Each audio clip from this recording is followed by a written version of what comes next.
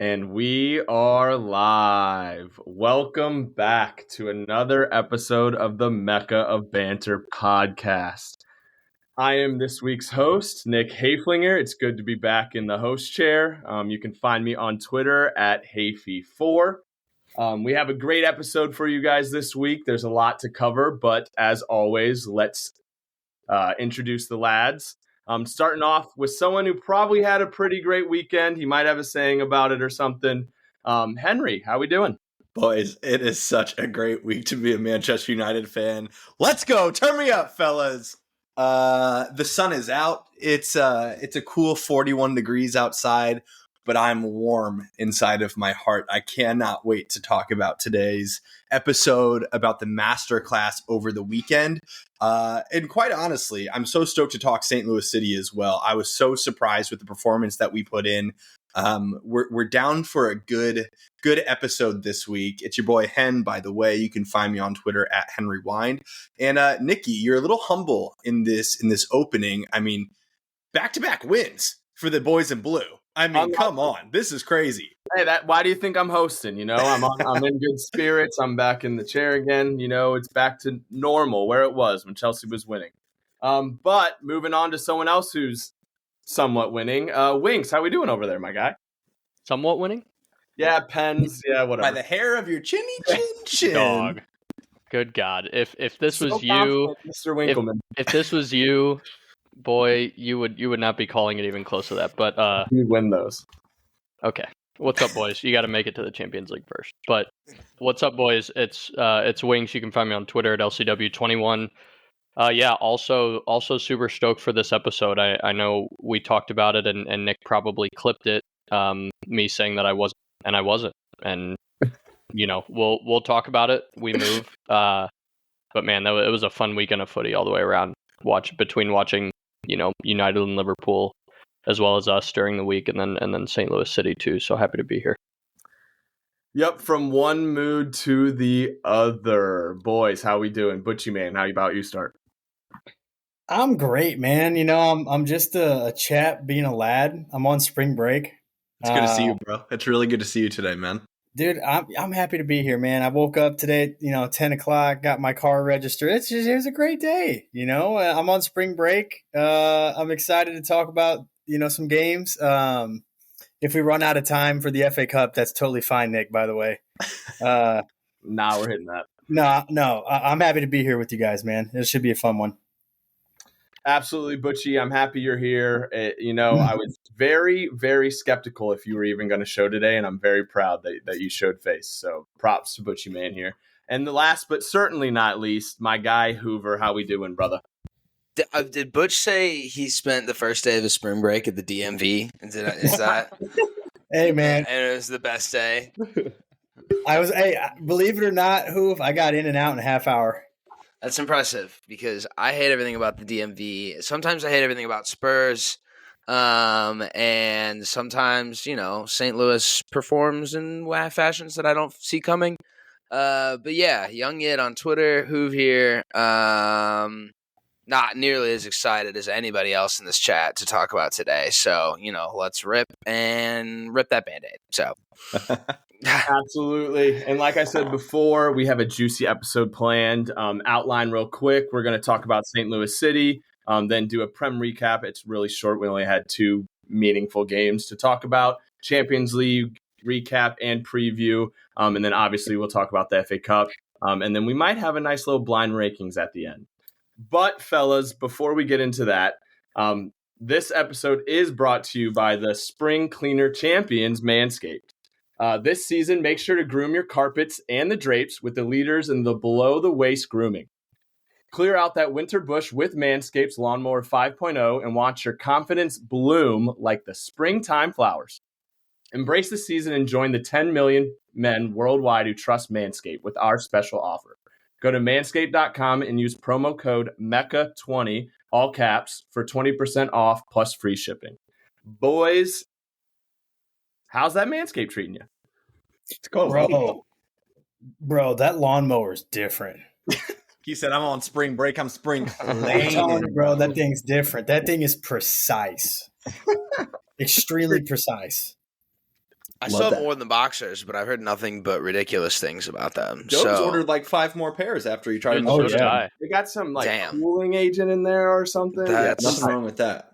Nothing that's wrong right with up my that. alley. Been using something from the box every single day. Yeah, Yeah, just about. I also loved like it's not from the box, but obviously like I love their product so much. I ordered like the beard trimmer as well, so you have like the face one, and that's great. That thing's amazing. It's like just as good as like the hedge trimmer and all of that stuff, the lawnmower.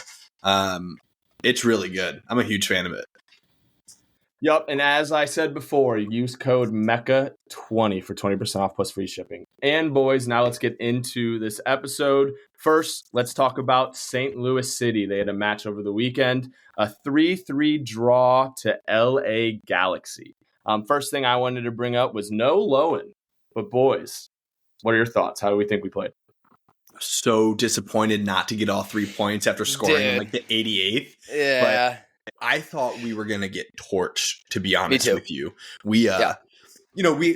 I think actually I don't know if we've even ever talked about it on this podcast. At the beginning of the season, one of like the soccer conglomerates like on Twitter reached out to like all of the major like supporter sections and podcasts, whatever. And they've been entering us into a contest all season long where you guess the score line before each game. And then they tally it up, who's got enough right, who's got them wrong. And like we literally felt so uncomfortable putting any amount of goals over 1. Like we thought even going into this game, it was going to be like a defensive masterclass. If we were going to come away with anything, it was going to be like a 0-0 draw, 1-0 win, or maybe a 1-1 draw. And so for the game to end 3-3 and us battle back each time, it was such a fun watch, and it made the 9:30 game worth it. But there is a lot to dig into. But I mean, I was stoked with the result, especially thinking that we were going to get slammed. Yeah, no Parker. We knew Lowen was out. No Parker was a shock. Yeah. That lineup came through. He wasn't even in the squad, so that was surprising. But we've all kind of beat the Josh drum, and I don't feel we have too much of a drop off when he comes in. But he hasn't played nearly as much. I don't think he was as sharp as he has been in years past or games past. But even with some questionable defending, it wasn't Marcanich's night. No. The back line didn't have their best night. Hen, you texted us at one point, but Marcanich was on the ground like 3 or 4 different times in the first 25 minutes. Yeah. And one of them was detrimental. It was a really good build-up, fair play to LA on that one, that they scored their first in a couple of minutes, and I was like, yeah, we're in for a long one. This is going to suck. But it didn't, with the help of the best keeper in the league, Roman Unbelievable. Berkey. Unbelievable. We stayed in that game. Again. Ostrak even said it after the match. He's like, Roman was Roman tonight. He saved our ass. Yeah. Like that is just by every definition the best way to look at it. He saved it. And I even want to touch on Ostrak. Like, I mean, we've been critical on this podcast for specific, Some have been critical. I mean, I've said his name on 2 different occasions, saying he's been a good spark and shown some quality here and there. I still think that. I'll give it to you, but prior to LA, I haven't seen a single reason. I mean, I kid you not, like prior to the game, I was literally like about to tweet out, like, can someone give me a positive reason for Ostrak? Like, I know the negatives, but like I need to see it from a different perspective. I can't see it. And he got his goal, but the defensive work rate between him and Durkin completely eliminated Ricky Pooch from the game. Like, I mean, other than like he hit the crossbar, which was just kind of like a flash in the pan moment early in the first half. But second half, he was nowhere to be found. We made him super uncomfortable. And so, Ostrak got the goal. That's definitely going to be the headline. But I thought his defensive work rate between him and Durkin was fantastic. There's a lot of really good things to say about those two. And then also, like, we've been saying it for a couple weeks now, where we've been so excited to see Nicholas Dyer or Dewar, however you say his name. But Marcanic has been playing in a way that you just can't drop him. Like, he's been so solid. And I think we all saw the first half, it wasn't his game. And Dyer comes in and has a great half. Like, he plays really well. He shuts down that whatever dude, whatever his name is, 28. Paint still? Yeah, Dude, he who's a was baller. all He's a over dog. the place. He's a dog. But they forced him over to the other side, and Tottenham was just as good as Dyer was. So I thought after the first 20 minutes, we were really shaky the first 20 minutes, and we settled in. It was great, man. No, I completely agree. And going back to kind of what Hoover said about the defense, I've said it many times, but I just think that's going to come with experience. Like we've had so many, and not so many, but we've had so many. I keep saying it. We've had a lot of different partnerships in that back four as far as our center back pairing and being thrown in at the last minute. And I think that first 20 minutes, it kind of showed, especially with our spacing and stuff like that. And I mean, we haven't even, I don't know if Hen, you just mentioned it here, but Nielsen's bike, I mean, unbelievable, great finish. Who saw that ridiculous. Who saw that coming? Did not see that coming. I think Henry said it as well, but like wasn't even going to celebrate and like yes. Get over there. No, Indy like, grabbed completely. Celebrate that. Yeah, I watched. You go. Well, I was just you brought up Indy, and like Indy, he wasn't on the score sheet. He didn't get an assist, didn't score a goal, but like that, whatever that guy was doing in the offseason, I feel like we're watching like a different player this season. Like I think, and I could be wrong here, I think he's the most like in shape guy on our team. His pressing stats, his running off the ball is absurd. I think last year he was kind of like a jack of all trades. We could stick him in the central role. We could stick him out wide. We could play him as like, a second striker. He could play anywhere. And now like he's solidifying a little bit more of that like right side outlet. But I mean, the guy doesn't stop running. I've been so impressed with him this season. And I think this LA game was just proof of everything that he put into the offseason. So whatever he did, whatever he was doing, I mean, that was the way to prep yourself for a season. I mean, first half, we have Klaus kind of isolated as the lone nine. Sam comes in the second half and provides some spark, I suppose, between the two of them. And maybe we're just a two-striker team. And like maybe we just got to run with a front two. And that's what's going to make it successful, because by themselves, they're not always getting it done by themselves. I was just going to mention Zhao once you said that and talking about Indy. I thought, given the circumstance of the game, I thought he was great. Like, I thought he was getting on the ball in the positions that we've seen him get on the ball. I thought he should have had a goal or maybe two. He was finding himself in perfect pockets within the box. There's a lot more of what we saw last year with just him as the lone nine. You just build around that type of guy. But I'm worried that you're right, that we're going to see this Sam up there partnership and Klaus decide to be a 10. Which we all know my thoughts on, but in certain game situations, probably like this one, I don't hate it. You've got two guys that enjoy pressing, and then you're a little bit deeper with the rest of the midfield. So I was really disappointed to give up the last goal. I thought the defending was miserable in the box on the set piece. I think it was Durkin that let his guy just slip ahead. That sucks, but the context of the game, I think this is just a massive point. I watched this game with a couple of buddies who, not diehards by any means, but, keep up with it a little bit. And going in, I was just like, we're going to get pummeled. Like, I truthfully think we're going to get rolled. We all bet the over because we had no idea what that was going to look like. And that banged, obviously. It usually does. But no, everyone's just excitement around Nilsson's goal, and the late winner I'd already gone home for. But I'm in my kitchen or my living room, like oh, it went in. No, like I loved it. The battle back by all means was extremely commendable, and I hope that just keeps going forward. Like we've not lost a game yet in the MLS league, so that's cool. You like to tote that around. I would love for there to be an extra win in that column, hopefully, coming up Saturday. But against a really good team like that, I've tapered a lot of expectations, and I'm not that mad about a point because I think, ultimate result, that was good. Didn't we have a similar result like this last year to LA? Or was that LAFC where like we went there, we ended up LAFC?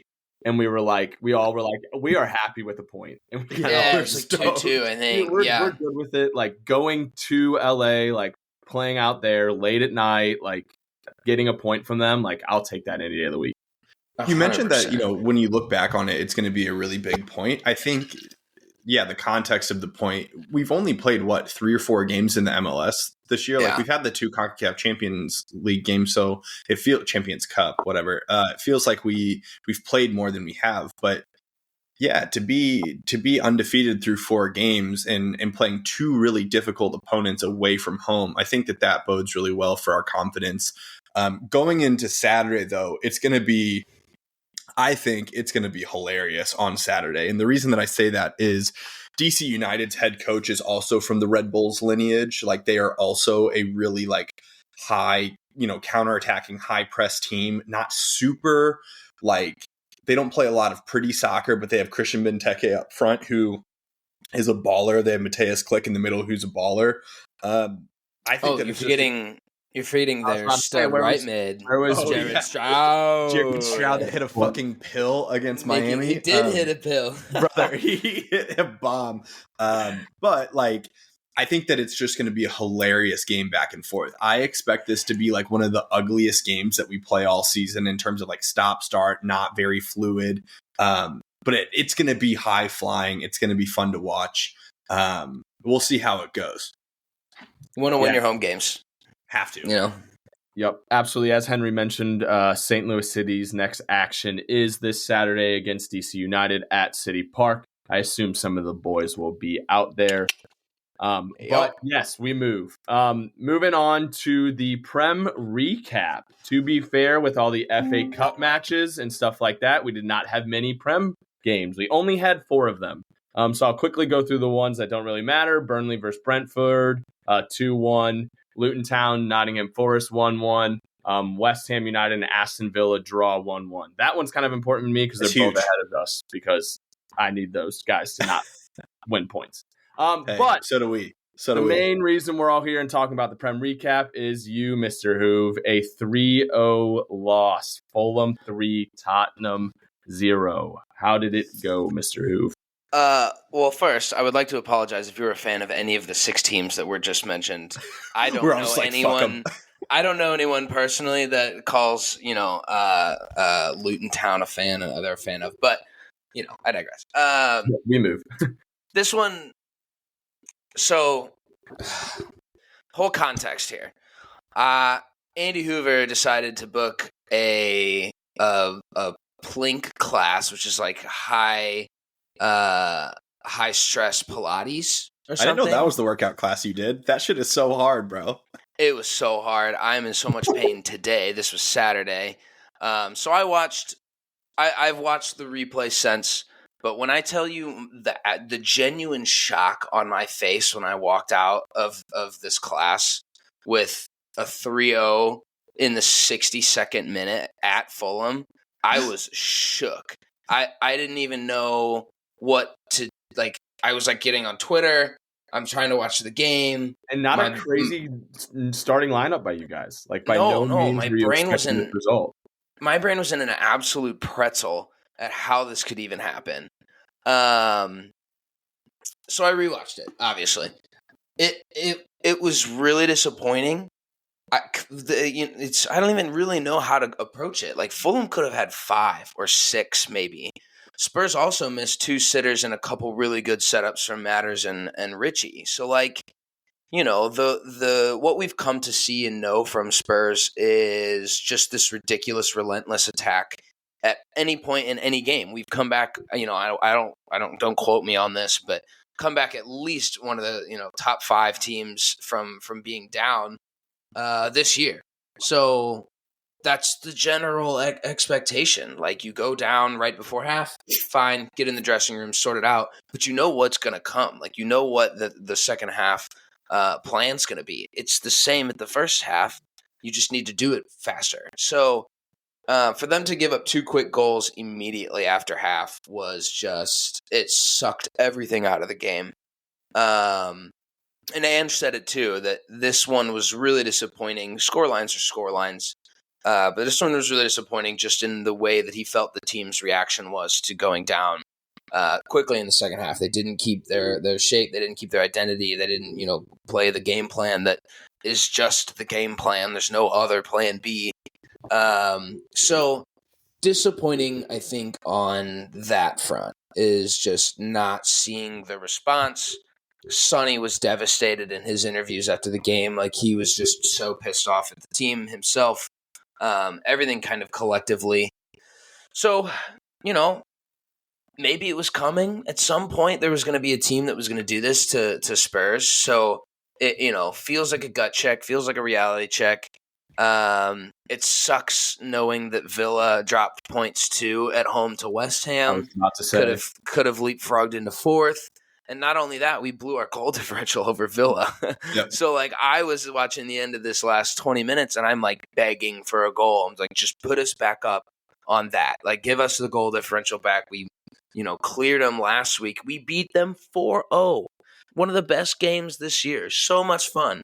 It wasn't there at Fulham. And I was wholeheartedly expecting a win. I was expecting a comfortable win. And it just wasn't that. Anthony Robinson is working himself into, a top 5 in the league left back conversation. He's been extremely consistent, but not just consistent. He's brought so much to their attack. He should have had 2 assists. He only had 1. Set up a lot of really, really good play and was solid defensively on Kulusevski. So, credit to the American. You, if there's a silver lining, I can root for my countryman. I guess kind of British kid, but also I don't know. Yeah, I don't know his lineage, but yeah, it sucked. But it's Tottenham, lads. I hate to keep coming back to that and just being like, well, it's Tottenham. Spurs are going to Spurs, bro. I so desperately wish Spursy wasn't a part. Just the phrase Spursy wasn't a part of my life. But I've done this, 12, 13 years now. I'm not really escaping it anytime soon. And it's a project. Ange is in a project, build. We're fifth. We've gone 8-3-1 since in the last 14 games. There's people that are pissed online because there's no plan B. He doesn't have another way of doing things. But okay, maybe he doesn't. I do find that his subs were a little bit too late in this one specifically. But we're not seeing a ton of games where we're having to judge his second half subs because they're playing comfortably, or there is an identity and the guys that are on the pitch are doing it. They just needed, fresh legs. This one was, they needed changes. They needed them quickly. Basuma looked poor. He's not looked great the last few matches. And my preseason agenda. I thought he was going to be a ball. My preseason agenda of saying that he was going to be one of the best center mids in the league this year is crumbling. Absolutely, it looked like a great shout the first 5 games of the season. We were yeah. I know, and it's great to have those on his day center midfielders. But we need the man on his day way more often than he is. Yeah. So that sucks. Bentancur has not been in his own, quality of play either, I don't think. So where does that leave you? That's about all we got. Pap Sarr is great. I think he's going to be great in the future. He's also 22. We're there's a lot of things and outside factors to take in consideration. But people coming at Ange is just it's insane to me. This is the most fun football I've ever watched. And you're going to have a match like this every once in a while. The way that you play and the risks that you take with the tactics, so be it. I would rather lose one game every 3-0 than, sit back and watch my Antonio Conte 1-0, pull your hair out masterclass against fucking Bournemouth or something that. Just get at them. So, it's the most fun I've ever seen Spurs. It sucks, and it's a super demoralizing loss, and Twitter's a terrible place to be when Spurs lose, as with any of our club, I would imagine. But man, yeah, okay, Buster, yeah.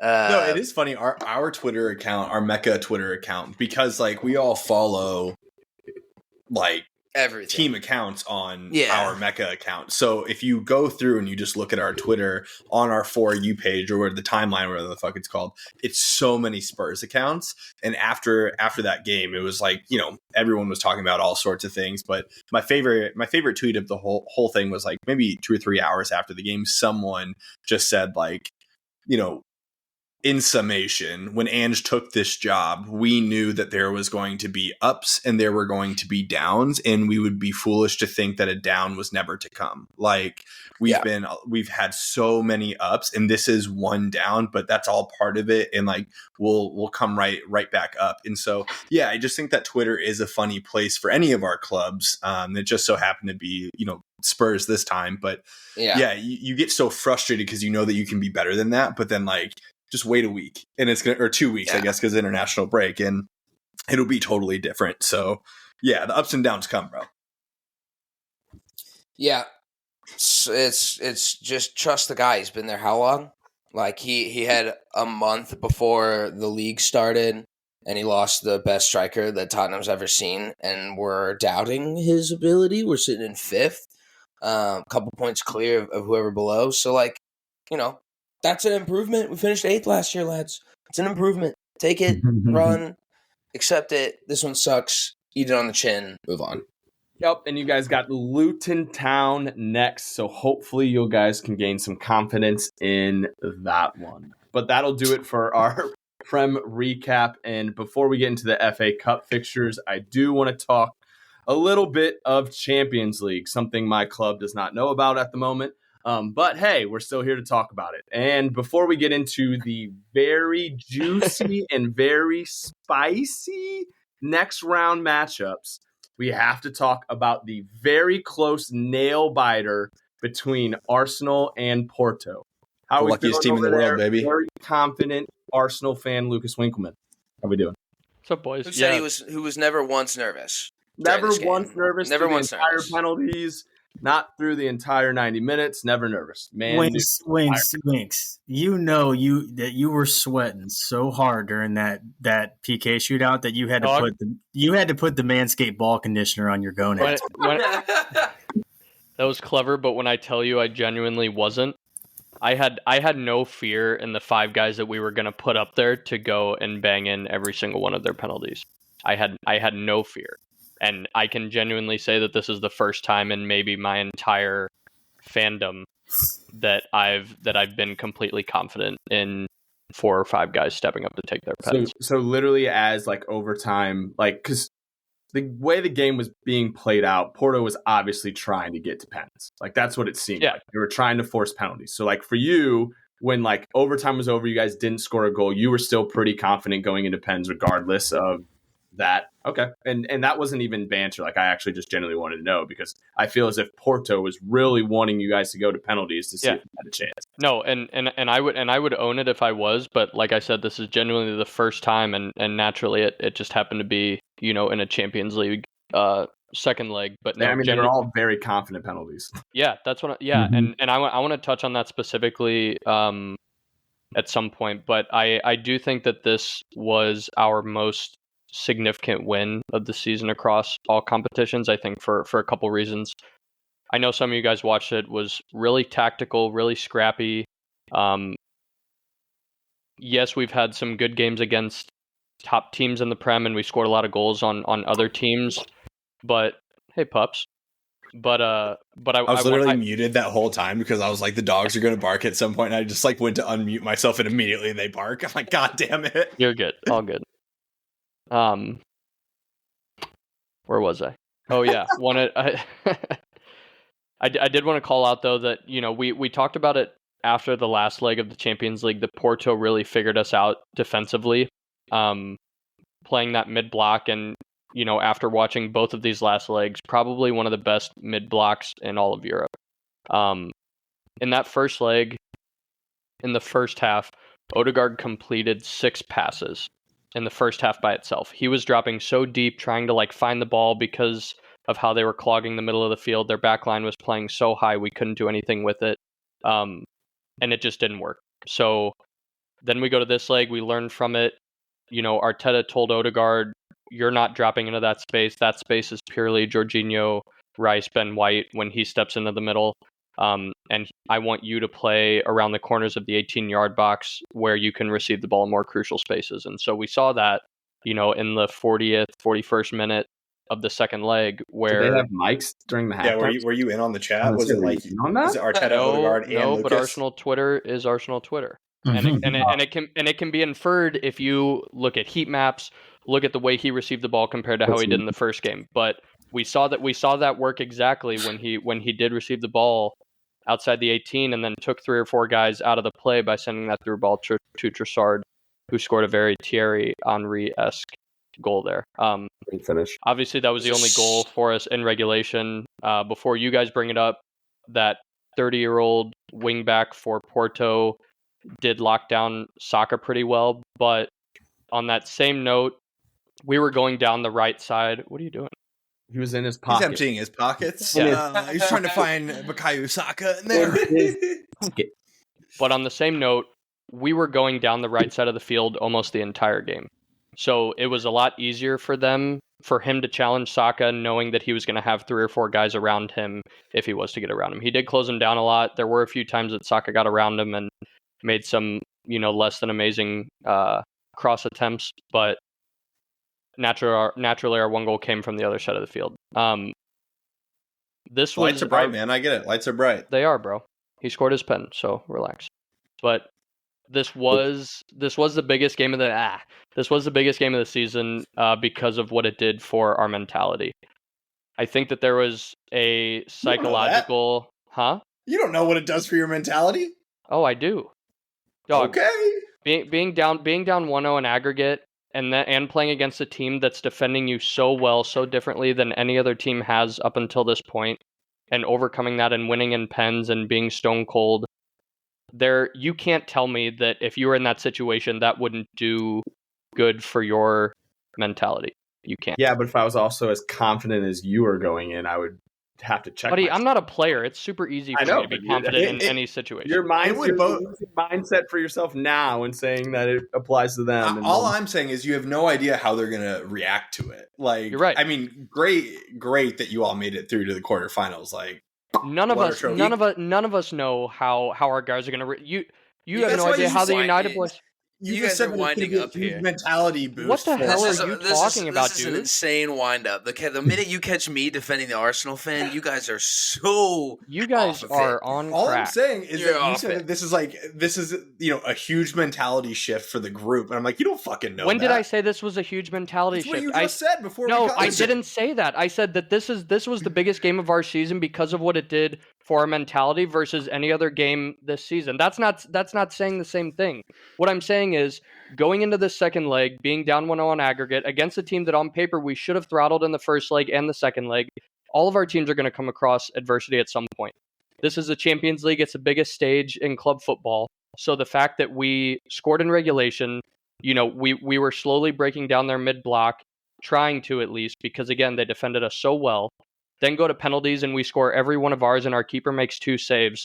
You can't tell me that doesn't get the boys fucking stoked, that doesn't improve their confidence in themselves. There's a psychological barrier that was broken after that game was over.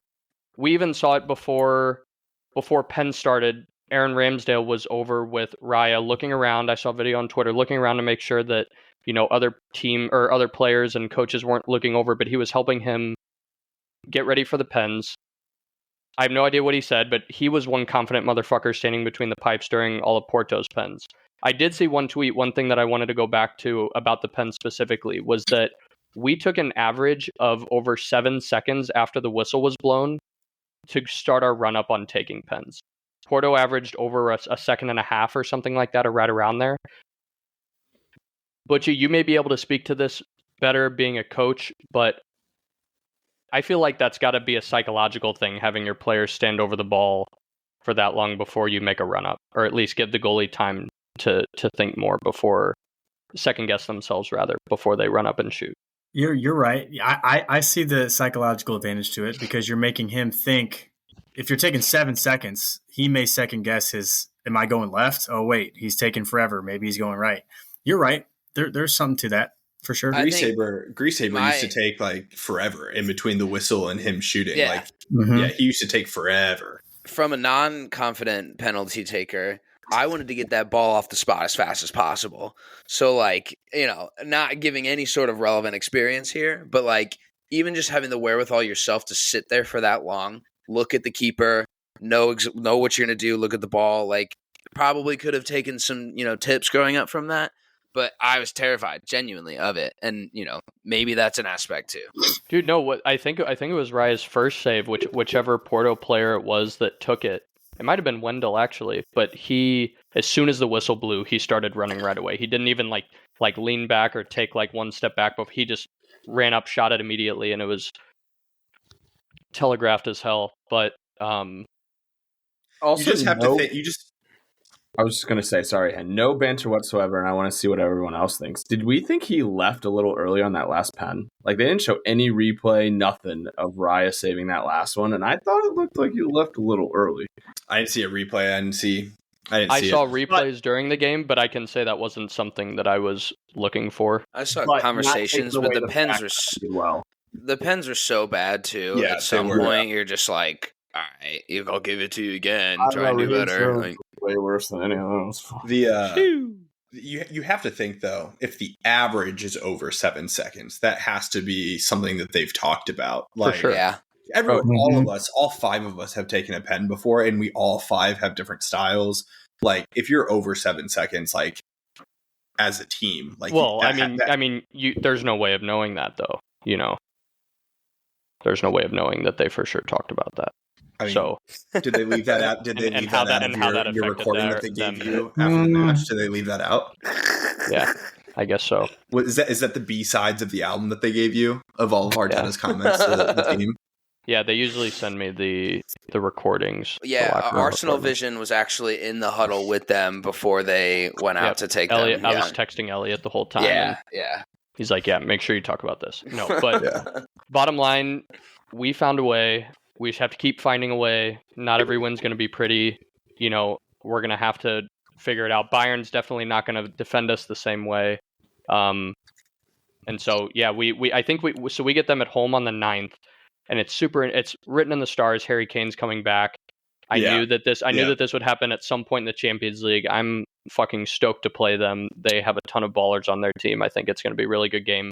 But in this first leg, Bayern, their fans aren't allowed to travel to the Emirates. Yeah, what's up with that? Why? So their last game against Lazio, their fans threw flares on the field after they won. So they banned them from traveling to I don't know how many of the next away fixtures. That's wild. Of either their domestic league, I'm not sure, but I know at the very least they're not allowed to travel to the Emirates. So that's a huge advantage because you guys know how loud the Emirates is already with away fans, and not having them behind one of the nets or in one of the corners is massive for us.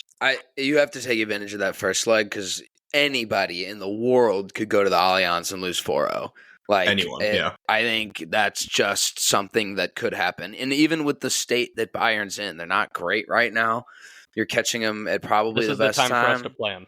Yeah. Easy. But boy, am I so excited to see that ring kiss pizza in the oven celebration in the corner of the Emirates, baby. I'm going to eat that alive.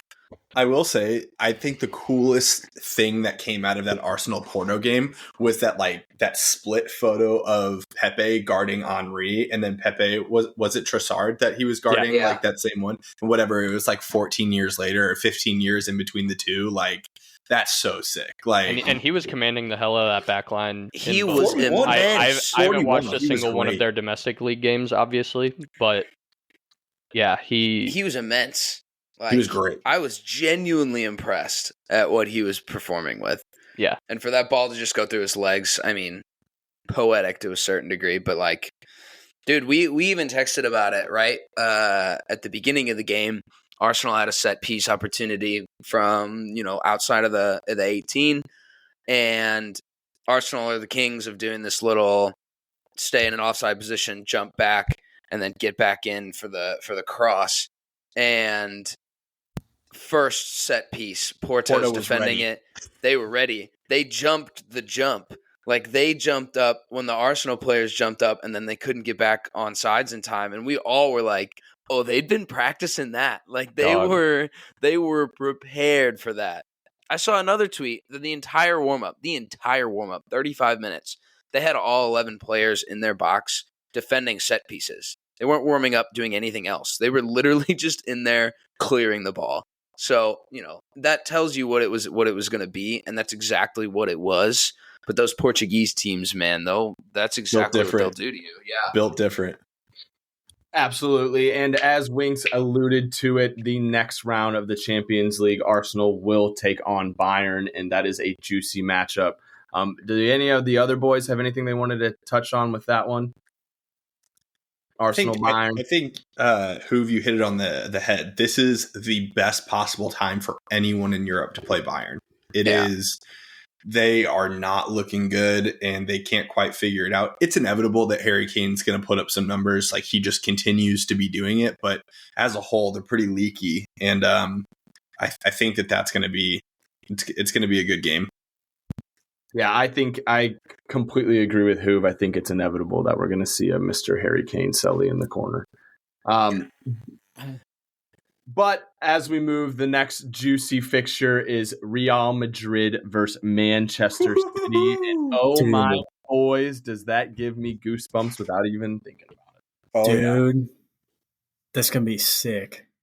What do you think? So good. What do you think's gonna happen? I'm gonna be different here. I think in this tie, I think Jude Bellingham announces to the world that he's the best in the world. I think Jude's going to be the difference maker. How is that different than I feel like what probably a lot of us are thinking? Well, because City, he has to do it against the best team in the world, which is Man City. If he does it against the best team in the world on the biggest stage and knocks them out, he's him. He's that guy.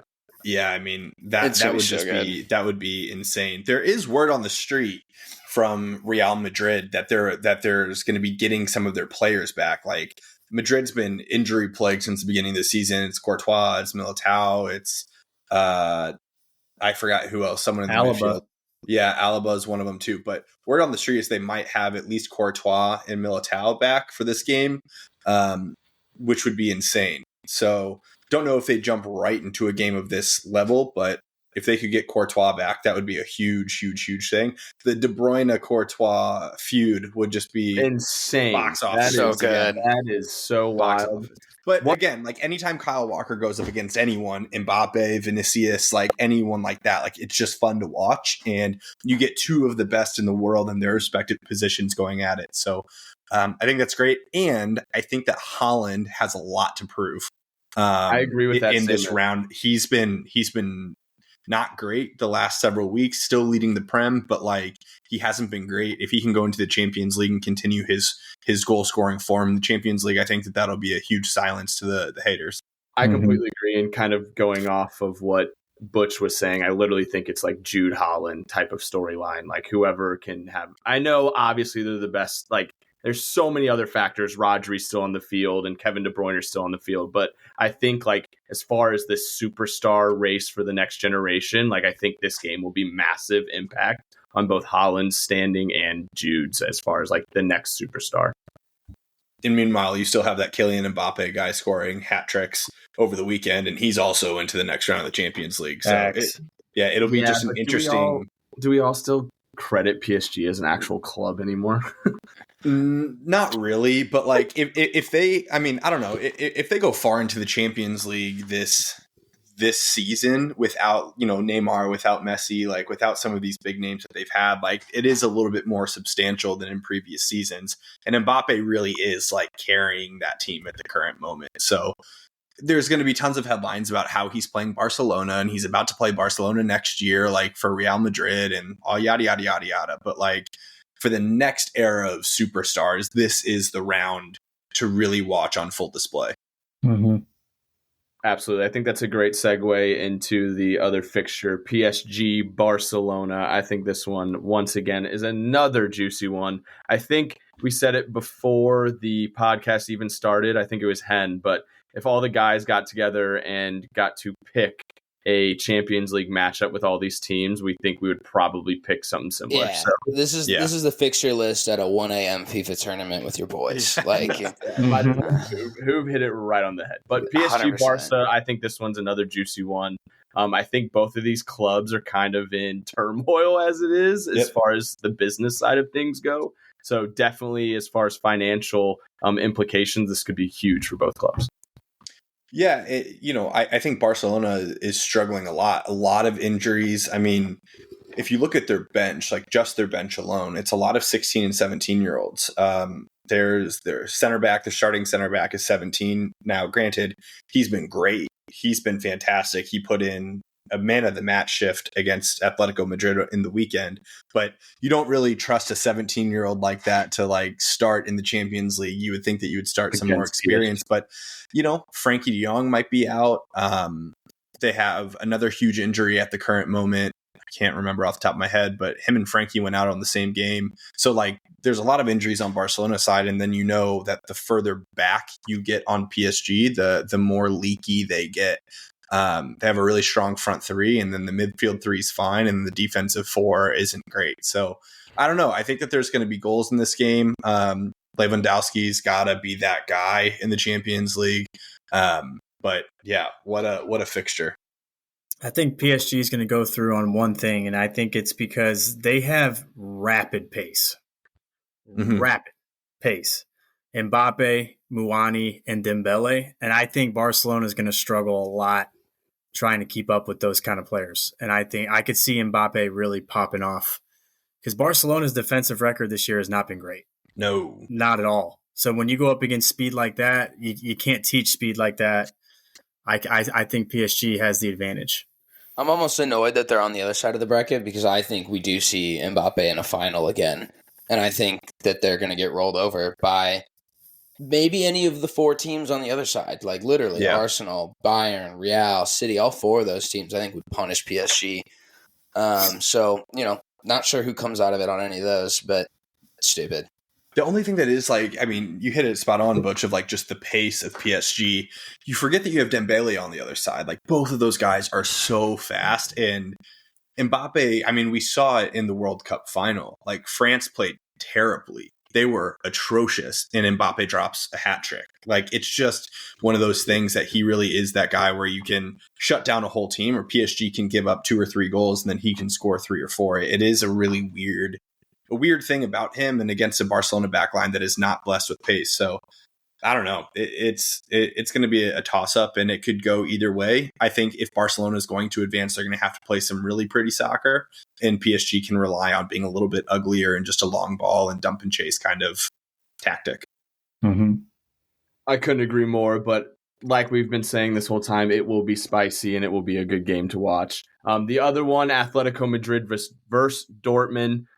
This one, again, what an insane matchup to have these two, especially the way they've been playing with Atletico's high press and all of that fun stuff. I also do want to mention Sancho kind of playing well of late with Dortmund. I want to say chill on that. He scored a goal, which is like cool. He has 2 goals. Yeah. Fine. Like, whatever. But you watch him play, and he had one highlight where he pulled this really cool move in the middle of the field, and that was sick. And yes, his first game he had an assist. When anyone talks he has about 2 goals. Like, good for him. That's awesome. But you throw Jadon Sancho into that game against Liverpool over the weekend, he does not influence the game. He just doesn't do it. So I'm stoked for him. Every goal he scores, that because of the result. If it was the other result, no. Every goal he scores, I'm stoked about it because it raises the transfer value. Stoked about it. But Sancho's not coming back to United. It's just not going to happen. I would like to be the first to take the credit for saying that Inter Milan was probably going to beat Atletico Madrid was probably going to beat Inter. I did say last week, toughest place to play goal up you're ever going to go to is the Metropolitano. And they did exactly what I could have seen coming from a mile away. Like Atletico Madrid, never really a perennial contender in their own league. They're like a Porto. Like, doesn't matter who you stick them up against, they're going to give you trouble. Those guys are just dogs. Simeone's a dog. They fight for their lives every single match. I don't love it. I don't love Atletico Madrid by any means, but my ball knowledge has been confirmed. Thank you. I appreciate it. Elite. Confirm he has the receipts. Butchie, I know you want to talk about Griezmann, though. I love him, bro. He's so good. I love that dude so much. He's just the difference maker. He's the difference maker for a team that does not play the prettiest style of offensive footy. But you give him the ball, he will create stuff for you. He's made guys like Morata. You guys know Morata has almost 20 goals this year. Yeah, I hate that so much. And the fact that he does is a big compliment to Griezmann because he's the guy that's feeding him. He's the guy that's creating space for him. He's just unbelievable. I love the dude. Absolutely love him. And Simeone's a crackhead, bro. A crackhead. Number one. I want to know how much caffeine his daily caffeine intake is because that dude's a crackhead. Dude, I just feel like those Argentinians are just built different. Like Different. all of them are like that. Like they're insane, man. He pulled a hamstring celebrating the goal, the game winner. Yes, bro. That's what I'm That's saying. what you love to see. That's the good stuff. He's just. I love that guy. I would run through a wall for him, bro. I think they're gonna clean Dortmund. I was about to say, are we all thinking they're going to? I think they're gonna clean them. Yeah. Yeah, Mark. I think if they beat Dortmund, I think they go to the final. Ooh, I could see them beating PSG, bro. Yeah. hot takes, maybe. Or That would be we'll hold those insane. receipts for later. It'll be a 0-0 away, 1-0 win. Tie leg against PSG. We should do one of these weeks leading up to the next round. We should do like a bracket challenge. We should. In honor of Good March idea. Madness. I'm in. Happening soon. Yeah. I'd be down. We can talk about it later. Yeah, absolutely. But that is the preview for the next round of the Champions League. And now we will talk about what we all want to talk about. Chelsea beating Leicester in the FA Cup. Leicester, woo! I know that's all what you guys were waiting for. You just wanted to hear me talk about the Blues. But before I give flowers to the performance, because we did win and we are advancing to another semifinal in Wembley, which is exciting and I'm super pumped about. But what an interesting performance. I don't know if you guys fully watched this game. But the first half, smooth sailing. I thought we were in for a pretty easy game. We looked pretty dominant. Yes, some of our chances still weren't going in, Raheem Sterling, but we still looked pretty confident going forward. We were possessing the ball pretty well. I wasn't too concerned. But whatever goes on in our locker room at halftime,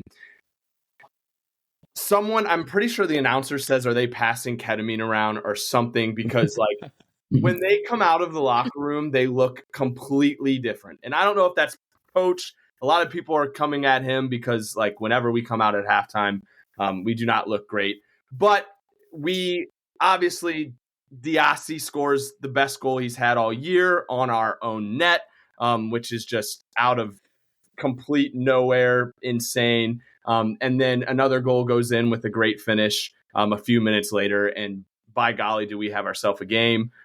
Didn't think it was going to come down to that. The big things I want to talk about, and I kind of mentioned it before, Raheem Sterling. What you want to say, Nix? Talk that shit, baby. I genuinely, when I say this, I think that this performance by Raheem Sterling was one of the worst I've ever seen by a Chelsea player in a very, very, probably ever. And the thing that really bugs me about it was we made multiple substitutions and still kept him on the pitch. And at the end of the day, that has to be on Poach. And I know every time he talks about Raheem Sterling, he brings up experience. He brings up that he has that leadership quality to him. But what the hell is he doing when he plays? He is so bad. It is insane. He can't hit the goal to save his life. The thing that blew my mind the most was when he took the penalty from Cole Palmer. Mm-hmm. Like, that is what Poach is defending him for, is his experience. And like, I know you're in a little rut and I know you want to find goal and I know you're a very selfish player, but Cole Palmer has not missed a penalty yet this year, and Raheem Sterling has more missed penalties than made. So where does that, in an FA Cup when we're up 1-0 and we have a penalty, Cole Palmer should be taking it. Raheem Sterling misses, absolutely atrocious. And then he pulls Mudryk, who has a decently good game going. I think he's actually bringing stuff forward in our attack. He's sliding into the middle of the field. He's collecting the ball. He's taking it at pace. I think he's doing well. And what happens? He brings on Chuka Mecca. Yes, he scores the game winner, and so does Madwicki. But like his subs, like I think anyone would have scored it at that time. We had 10 players against a championship side in an FA Cup where we have them pinned down. It didn't matter who was on the pitch. We would have scored a goal, I think.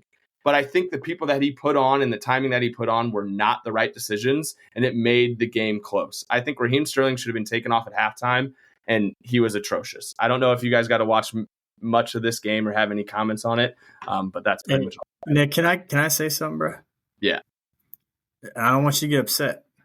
Okay, let's hear it. Okay, but low key, I think Poch is a weenie, bro.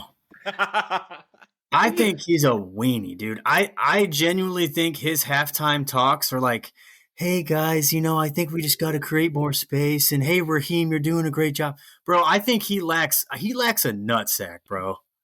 Yeah, I mean, I need to get on whatever Winks is on with this halftime, like being in on these halftime talks, because I have no idea what Poach is saying during those. And I almost agree with you in some sense, Butch. I still stand by give him a full year. Am I sitting here saying Poach is our guy, he's the next man? Absolutely not. The decisions he's made in game for me have not impressed me at all, but I still want to give him a full year because we haven't given a manager an entire year to figure out our club, and we're still very young. Here's one more thing though. You talked about Raheem taking the penalty, right? Yeah, and then the free kick as well. But keep going. But all of this comes from the manager. You're right, 100%. Because you don't. I promise you, bro. I do this with high school every game before we step on the field. Okay, I know what you're about to say. Who's taking what? Poach comes out. He has said it multiple times, and in multiple different instances, he allows the players to select who takes the penalty. See, that's a huge mistake. And but he swears by it. That is how I coach. He says he's done it for years in the past, and that's what he said with this one as well. I think Sterling's that guy that's like, if I win the pen, I take it. And that's what I'm saying. Like, that's where, like, I agree with you, Butch. Like, he allowed Sterling to be in that position to make that decision when he should have never been there in the first place, in my opinion. And Sterling really is one of the most selfish players I've seen in a long time. You want to talk about toxic Twitter? I've seen probably 20 still frames of just Raheem Sterling with like 2 to 3 guys on him, a guy wide open with a tap-in goal, and us not scoring from them. And it blows my mind. My favorite thing to come from this game, I didn't watch it. I watched the highlights, but the TikToks and videos that I've seen from the stands of his free kick have been hysterical. They have been the funniest thing. I mean, it is like full comedic gold. When Poach pulled Mudryk and not Sterling, we booed. We booed Poach because of that substitution. And then when Sterling came off, we booed him again. That's rough. Yeah. I just, if he starts next game, I may be on the toxic Twitter train. But that's what I'm saying, bro. Like, you, as a coach, you got if I see Sterling playing like crap for weeks, you gotta bench his ass. Like, I'm pulling him in my office and I'm like, hey, brother, time for the bench, brother. You know what I'm saying? Like, you just gotta tell him, like, dude, look, somebody else is gonna play because you're not performing, and this is the cutthroat business. I'm sorry, but he hasn't done it one time. I completely agree with you, and I that is on Poach, 100%. We need big results. You're not bringing me the big results, so you're gonna have to find the bench. That's just what it is. Alrighty. Moving past that FA Cup draw, we will move on to one that may not have been that exciting for some of us, but maybe some for others. Liverpool versus United, a thriller Who do we want to start with? You know what? I want to hear Butch's thoughts. I was gonna say I want to hear Mr. I want to hear Butchart. Butch's thoughts I on want this to hear game. Mr. Butchart on this game. Because boy, was it a good one. Oh man, a lot to talk about. So much. I'll talk about it for as long as you want to talk about it. So much to talk about. I'll start off. I'm a good sport, and congratulations on moving on. Thanks, bro. Fuck you. Congrats on the win. But my true opinion is the first half hour. Did all 5 of us watch the game? Yes. Oh yeah. Not Okay. all of it, but yeah, second half. Okay. So who did not? Okay. First 30 minutes, United looked really good. Really, really good. And what? Yeah, dude. Mainoo is a stud, bro. But what United did really well was, if you watch that first half hour, they executed. You could tell the game plan was executed perfectly, because where did they keep attacking? Liverpool's right side. Joe Gomez was stepping into midfield or bombing forward, and United just kept penetrating the right. And there was third man runners. There was overloads. I mean, freaking the center backs, Van Dijk and Kwanzaa, they were screwed. I mean, they were literally like, what's going on? Like, they're getting in behind every 20 seconds. They just keep coming back. Dude, yeah, because the third man runners, they couldn't track anybody. Nobody in the Liverpool midfield wanted to defend the first half hour. It was like a slap in the face, like wake up call, like, hey, dude, like United showed up, so we got to show up. And then you could kind of, with Klopp not starting Connor Bradley. Well, he's got his reasons for Gomez over Bradley in terms of like Gomez is stronger. And I think that strength showed on the second goal when he did not foul Bruno. It was just man strength, and he won the ball. And then, you know what I'm saying? Like, but kudos to United for having a game plan to execute that part of our game, because it was a weakness. We did not look good on the right side. And I am so disappointed with Mo Salah, bro. He looked disinterested. He just looked so arrogant, bro. He looked arrogant for me. And that's the biggest thing I hate, is arrogance on a football field. Like, dude, he looks like he was there because, yeah, it's another game, but whatever. I'm just kind of here. Like, he wasn't running. He wasn't like, he was wasting so many opportunities going forward. He was wasting so many passes, giving the ball away. He was too slow in his decisions. It was just hard to watch from our best player of the last half a decade, you know? So, but, you know, this game could have been 7-7. Can I just throw that out there? Like, going to pens, if it went to pens, it could have been 7-7. Like, there was so many chances to score, and it was either like a crazy good save from either goalie, or it was a terrible finish from the field players. Like, Onana had 2 really good saves, one on Darwin, when Darwin hit an absolute nuke near post and he somehow like palmed it out. And then Keller had 2 point-blank saves, one on McTominay and one on somebody else, that should have been goals. So there could have been like 14 goals in this game. But I mean, still a 4-3 scoreline is 7 goals is absurdly fun to watch already. But I think McAllister is an absolute baller. Alexis McAllister, I'd say besides Kobe Mainoo was great, but besides him and McAllister were the 2 best players on the field. Rashford was wasteful, and then he had a great goal at the end. I thought Rashford was a little wasteful, like Salah was for Liverpool. Hojlund, I was with Dobes. So Saturday night, me, Dobes, and Griff went and saw Dune 2. Movie was lit. Hope you guys saw it. Movie was lit. Great so movie. We went and saw Dune 2, and we're sitting there, and Dobes is like, dude, I hope you're ready for the Hojlund show tomorrow. Rasmus Hojlund. Bro, you're crazy. Rasmus was great. Bro, he didn't do dick. Rasmus was great. What did he do? Did you see how many times he took both center backs out of the game? But he's a striker. Did he have any clear-cut chances to score? He had one great shot that the keeper saved, and then he didn't get any service the rest of the game. But off the ball, he created the goal by dragging both Robertson and Van Dijk out of position, and then he did it again on McTominay's shot that Kelleher saved. Like, he occupied the space so well. And then also defensively, he was the one that initiated the press, which is why you guys were shitting yourself the first 30 minutes of the game. Like, it was all Hojlund starting the press. Like, he was insane the entire game. I'll give you the off the ball stuff. I'll give that to you because I'm a big fan of off the ball. But if I'm a striker, an $80 million striker, you better have more than 1 or 2 shots in 80 minutes. You can't fault him for that though. Like, if you watch the way that we played, even you said like all of the attack came from that right hand side of Liverpool. That's why Rashford, Garnacho had so many chances, because like they were overloading that side. Hojlund was pulling the center backs away from the space so they could overload. Garnacho, like literally for the first goal, Garnacho tucked into that space because Hojlund took Van Dijk completely away from the space. Mm-hmm. That's why Garnacho was where he was. So it's like, it's all the intangibles. And then also like a couple minutes into the game, McTominay fucked around and gave some bullshit pass.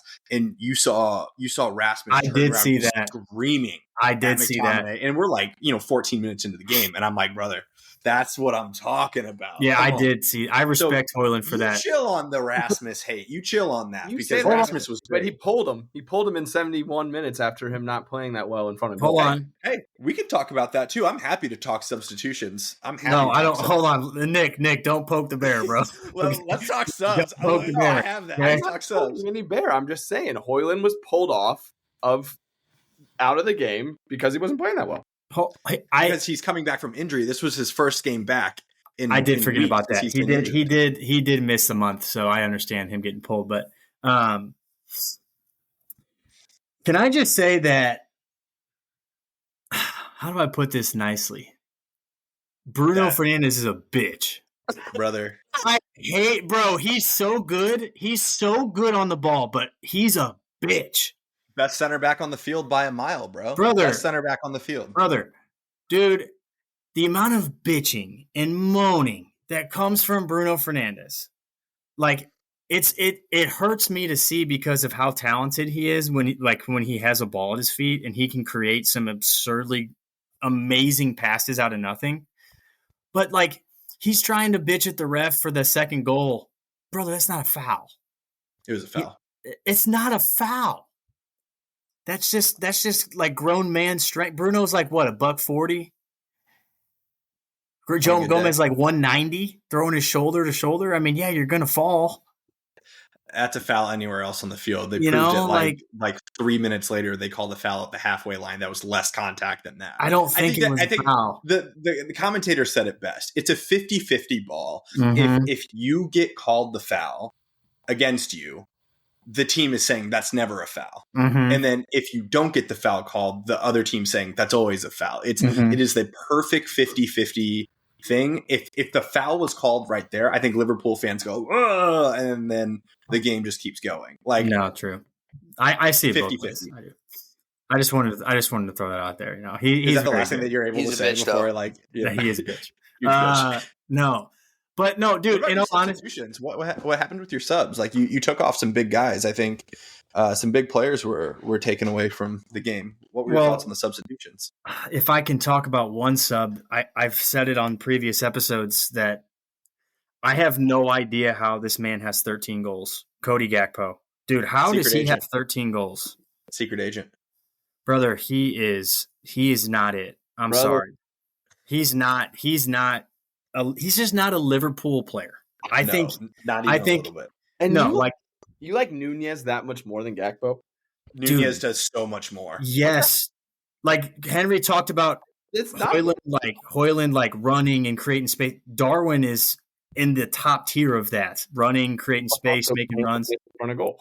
Brother, Darwin has 18 goals and 12 assists this season. 18 goals, 12 assists. I would take Darwin in a second at United. I would take him. You put Nico Jackson up there. He does the same. Oh, my God. Bro, I was about ready to tee off. I swear to God, we were playing golf Saturday, having a Saturday Furta. And I'm literally on the tee box. And as I'm like getting ready to hit the ball, Nick's telling me that Nico Jackson is better than Darwin. I swear to God. Whoa. You said Nico Jackson. Dalton Griff saw it. That was never said. Dalton Griff heard it. You said said if he was on Chelsea's side, Nunez, he would look exactly like Nico Jackson. Stop. That's what I said. Now I'm just getting sidetracked, man. Gakpo's a secret agent, though. Ten Hag spent all this time recruiting him just for him to sign for Liverpool so that he could fuck up continuously. Dude, honestly, kudos to Ten Hag. I think he had something planned there. He's like, we're going to go after Gakpo, and then they take him. Big brain. That's every player on my club. But hey, Henry, I'm going to add one more thing before I turn it to you. And I was texting Dobes and Griff during the game because, of course, they were giving me shit the whole freaking game. And at the end of the game, after the result was done, I was telling them, I've never really seen, in my opinion, back-to-back just terrible individual errors from a Liverpool team under Klopp's regime in a big game like that. Because the third goal, yes. What'd you say? I said Carius. Champions League final. That was like 6 years ago, bro. Going to the Klopp regime. It's like 6 years ago. Never seen it. Well, biggest stage. Maybe 2 times in 7 years, but it just doesn't happen very often from Klopp's players. And Darwin's decision to play a square ball in 35 yards out from his own goal was just mind-boggling. And it was a great finish from Rashford. But the fourth goal, bro, Harvey Elliott, I don't even care if you send that. I thought he won it for you guys. So did I. I thought he won it. But dude, the ball comes to you. You and Endo kind of get in a little mix up, maybe 2 yards apart. But if I'm Elliott and I see, I think it was Garnacho, right? Garnacho's running full steam, who's quick. I'm sending that thing to the Stretford end, bro. I don't care. I'm not letting them counter. That's just not going to happen. You just know, the game of football by now. You're at that level. But he tries to just pop it up to himself. And I'm like, dude, what are you doing? And the minute Garnacho won that, I go, we're fucked. And I saw Diallo on his bike, bro. And I'm like, 2-on-1. This is not good. And of course, it's 120th minute. And what a finish from Diallo. Unbelievable finish from him. Because I thought ball from Garnacho. That was a bad ball. Awful ball. It was a horrible ball. And I thought he took it too wide. I thought Bradley defended pretty well. Yeah. I thought Diallo went wide, but he dug that thing out, and that was a hell of a finish. But just 2 terrible individual mistakes that you cannot make at a big elite team in a big, big game. So that's the last thing I'm going to say. The other mistake that I thought was, I was screaming at my TV for you, was the 5-on-2 that you had at when you all were 2-1 up. Dude, Gakpo, I think, was the one that led the 5-on-2 and then just didn't pass it to anyone. And I was beside myself. Bro. What did I just watch? Bro, that is why you train 5v3s, whatever. You train that at practice so much for that reason. And the fact that Gakpo he looked like he had no clue where to pass the ball. He didn't make a decision. It was so weird. He's like, I've got too many people to pick from, but you should be good enough at that level. You play for Liverpool, my boy. You got to make some sort of executing pass that's going to lead to a chance when you have a 5-on-2. And that pissed me off. I'm so glad you brought that up. God, my blood pressure is high. Fuck. Most weeks when you're not here and we don't talk about Liverpool, I'm stoked. I'm so happy. I'm like, I never want to talk about them. This week, I have time, man. I have so much time. I have so much time to talk about Liverpool this week. What does this mean for Klopp's legacy when they can't get it done in big games? Oh, bro, on his final season. Oh, snap. We've already won a trophy, bro. And we got 2 more to play for. Oh, how many trophies are I know Winksy's boys are playing for a few trophies. Nick's team's playing for 1. And United's playing for 1. Is that correct? Am I wrong? Hoove, I'm sorry, bro. I didn't purposely leave you out. But we've already won 1. We're playing for 2 more. Strays for no goddamn reason. He hasn't said a word in 20 minutes. So you said legacy, dude, we could still win 3 trophies this year. I also appreciate that Klopp was just classless after the match, just like calling out reporters for asking stupid questions, storming out of the post-match conference. That's the culture of that club, Henry. Stop, I mean, it's just crazy, crazy. man. Nick, stop. I don't get it, man. Henry, hold on. Can I say something about that real quick? You say whatever you want. Like I said, I got nothing but time for Liverpool. No, here I love Jurgen. I love the guy, but I do think that I know this is like nowhere near the extent of a professional coach and a high school coach, but I've had to be interviewed like a dozen times in my career so far by the St. Louis Post-Dispatch. I could never in my life imagine looking at one of those reporters and telling them to like walk away and tell them I was stopping the interview. Like, I just think that's very disrespectful. And I think you have, as a manager or a coach of any level, you have to be prepared for any sort of scenario or question that's going to be thrown at you. So walking out or saying things like that is disrespectful, and I don't really stand for that.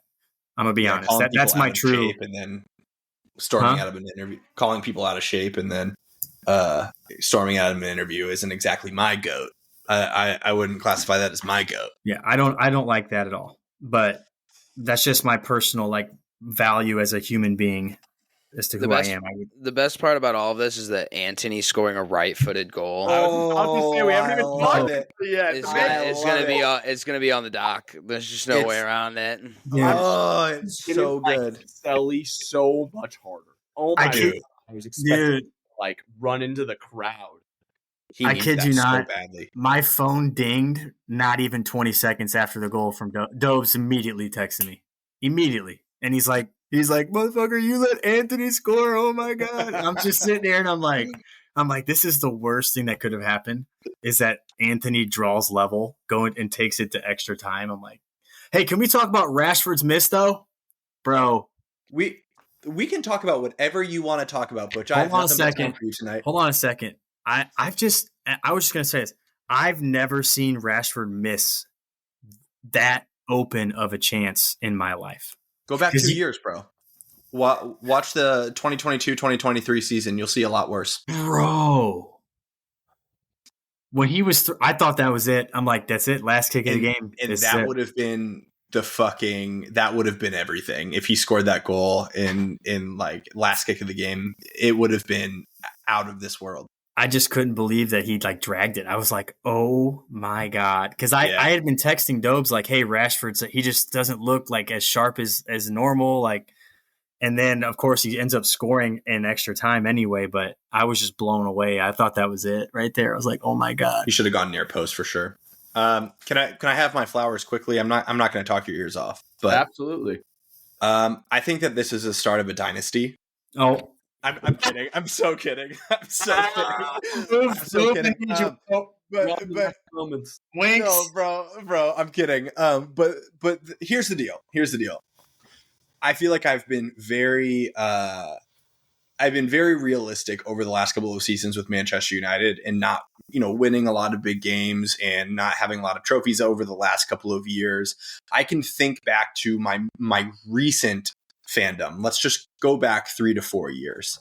I think this was the most excited I've ever been in a game in the last 3 to 4 years. The only other game that comes to mind was the Barcelona Europa League game last year at Old Trafford whenever Antony scored again for the game winner.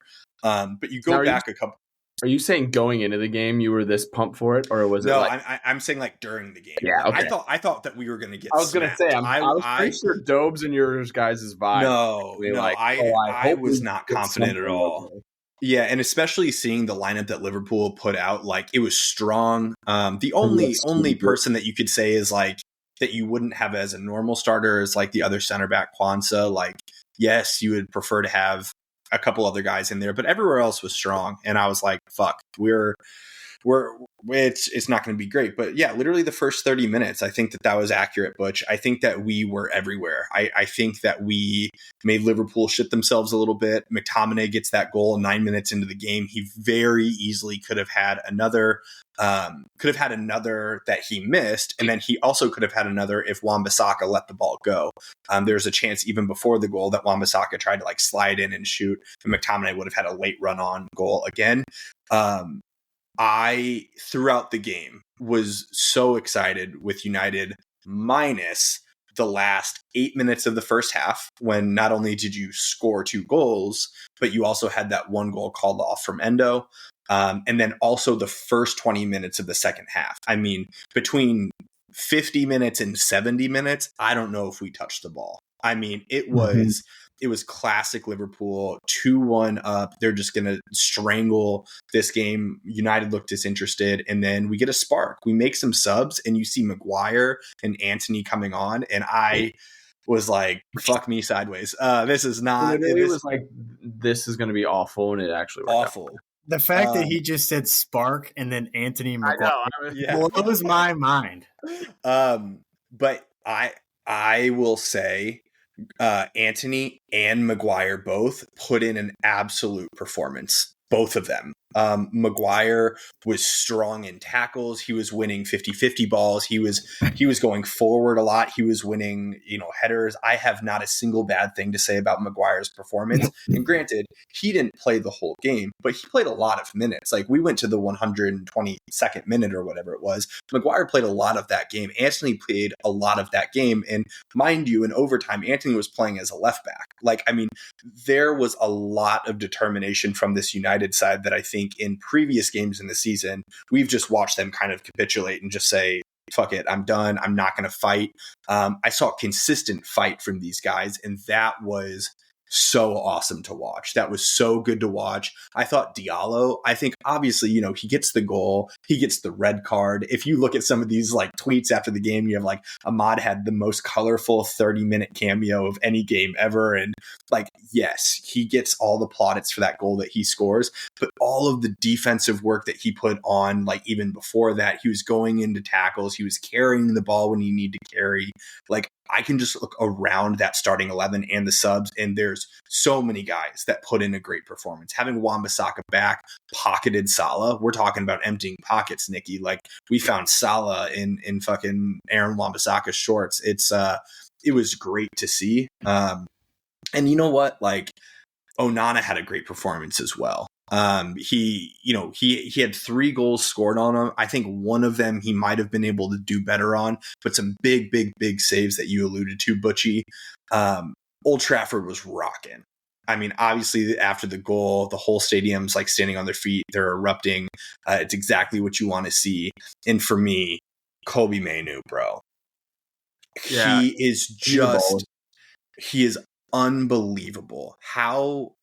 Dobes gave like a really good reason for why Jordan Henderson is getting called up to the senior England team and Kobe Mainoo isn't. And that's for leadership, and that's for, experience and all of that stuff. But you watch that kid drop that performance, against the midfield 3 that is Liverpool. Guy doesn't put a foot wrong the entire game. I think maybe he had one misplaced pass early in the game, but I mean, his dribbles, his progression, and we got to see a side of him as like a 10, basically. Like, he was going box to box, and like, he's just so You want to know good. who he kind of reminds me of, and you guys can call me Cap or not, but Conte, a little.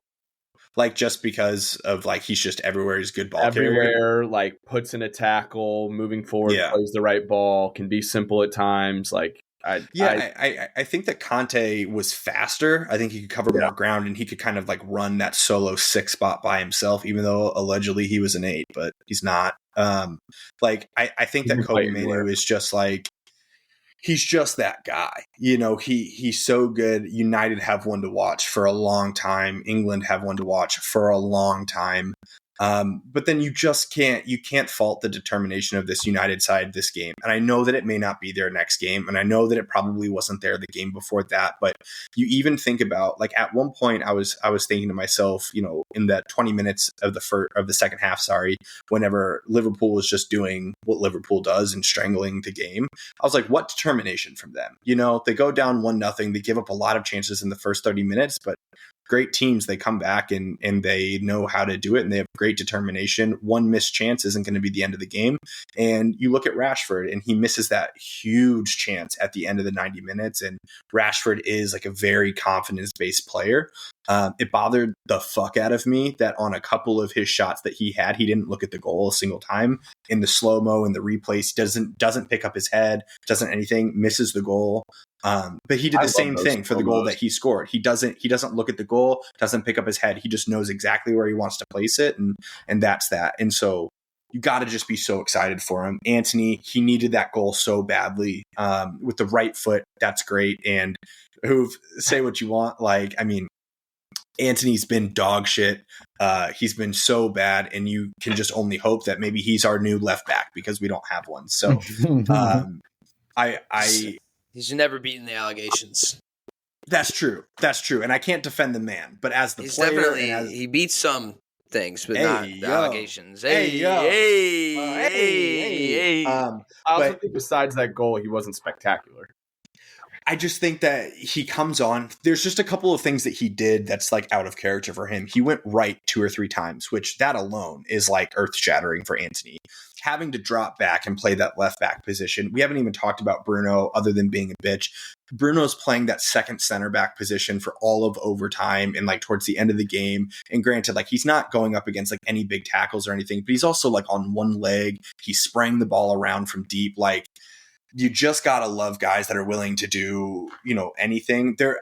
I don't know if you all saw, because, obviously you're not United fans, but going into extra time, you can see whenever Ten Hag told Antony he was going to play left back, you can see him being like frustrated. Were you there? Were you in it? Were you in that? No, you can just see it in the fucking thing.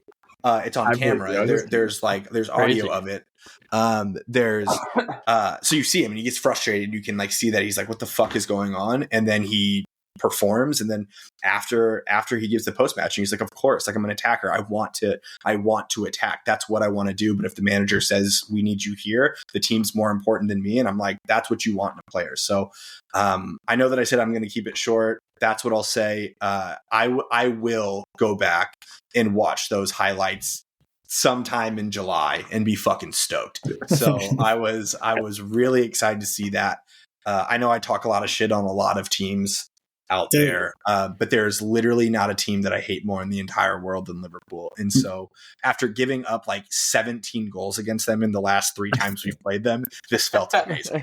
Bro, it's gonna be July 6th. We're gonna be at Hot Bots weekend on the dock, and I'm gonna be 12 Coronas deep, and this dude's gonna show me his phone with the Liverpool United highlights from freaking March. I'm gonna be stoked. It's gonna suck. I loved it. It was great, bro. Well, as the FA Cup winds down, there will be another round, and that will be without Liverpool. United have drawn Coventry, and Chelsea have drawn Manchester City. So those matchups will be on April 20th, and we are hoping that Chelsea can take home some hardware, maybe? Fingers crossed. But that will do it for this episode of the Mecca of Banter podcast. Make sure to follow us on all of our socials.